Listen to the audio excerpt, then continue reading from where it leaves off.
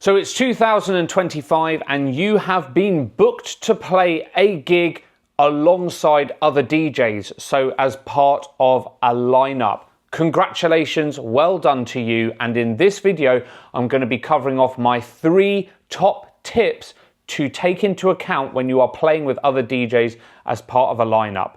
Let's get into it. So top tip number 1 is getting to the venue well ahead of your set time starting. Now, if you are a touring artist, a well-established one, you're probably not watching this video, but if you are, I realize that this may not always be possible due to your touring schedule, especially in the peak of the season.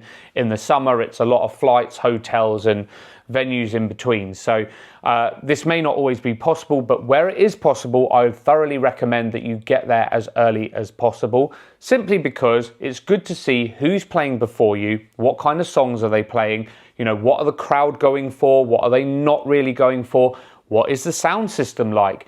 Is there anybody that you can talk to about the equipment? Perhaps there's a sound engineer at the side of the stage and they said, oh yeah, I think the play button on deck number 1 is a little bit dodgy. Or there could be the touring manager of the previous artist if they are a bigger artist, and they might say, oh yeah, deck number 4 is a bit dodgy. So yeah, it just gives you enough time to suss everything out, and it helps to relieve anxiety, in my personal opinion.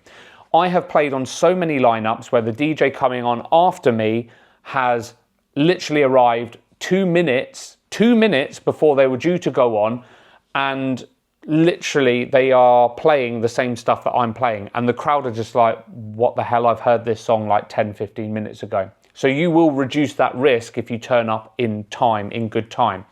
Now, where I'm playing with a bigger DJ, with that whole them playing the same stuff as me, I will try to mitigate that as best as I possibly can, because if I'm playing with a bigger artist, number 1, I will never ever play that artist's tracks. That's an absolute no-no. You should do the same if you are playing with bigger artists. And number 2, I'll always check on 1001 track lists. That's a really good website, by the way, 1001tracklist.com.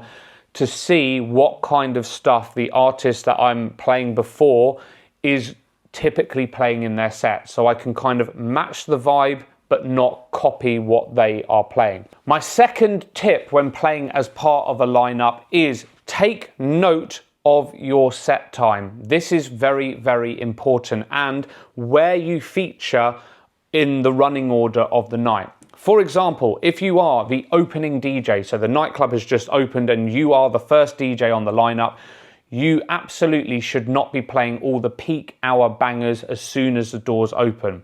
Number 1, it's just not going to be the right atmosphere for the crowd at that particular moment, because the venue is going to be slowly filling up and the dance floor is going to be slowly filling up. You know, people are putting their coats in the cloakroom. If you're here in the UK and it's cold, people are going to be buying drinks at the bar, mingling, etc. And they will slowly be coming onto the dance floor. And also, you don't want to tire the crowd out ahead of any headliners.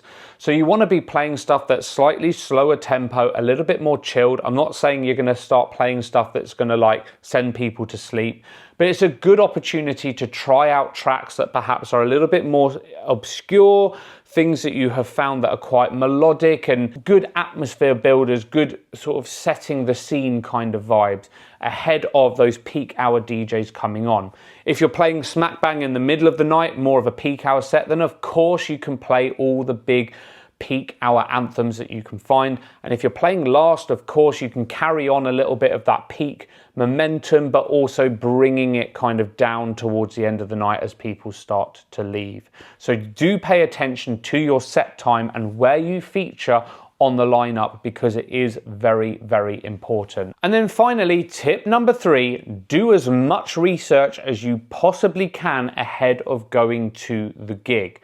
For example, is your gig located in an area which is going to attract a lot of tourists? If so, it might mean that you're going to have to throw a few more commercial tracks into your set list. How big is the venue? Is it a 1,000 capacity nightclub, or is it a 10,000 capacity stadium if you are a bit more well established? If it is the big stadium, there's going to be some tracks that are going to really work in that environment that may not cross over so well into a nightclub setting, for example, or a small bar. How are you going to get to the gig? Make sure that your travel arrangements are all well organized, because there's nothing worse than turning up late to a venue. How long is your set time? Is it a 1 hour set, 90 minutes, 2 hours? I would always say as well, have more music than you think you're going to need for that set. So do as much research as you possibly can. You know, what is the demographic that you are going to play to? You know, have a look on their Instagram page if it's like a festival or a nightclub.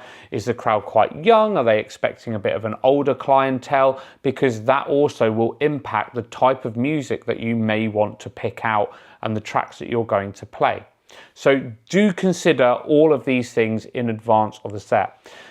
And then number 4, bonus tip for you is just have a look at all of the other DJs on the lineup. It kind of goes part and parcel with the research ahead of the gig. But if you are playing with some well-established DJs, some artists on there, some big headliners, just make sure that you're not playing any of their tracks. You don't want to tread on anyone's toes. You're not going to be impressing anyone. So just make sure that you are aware of the lineup ahead of your set. So there we have it. 3 main tips on how to DJ as part of a lineup, and the 4th bonus tip there for you. If you have made it this far, please do give me a thumbs up. It's highly appreciated and pushes this video out to other like-minded people that might find it useful for them. Please subscribe if you haven't done so already, and I will catch you in the next one.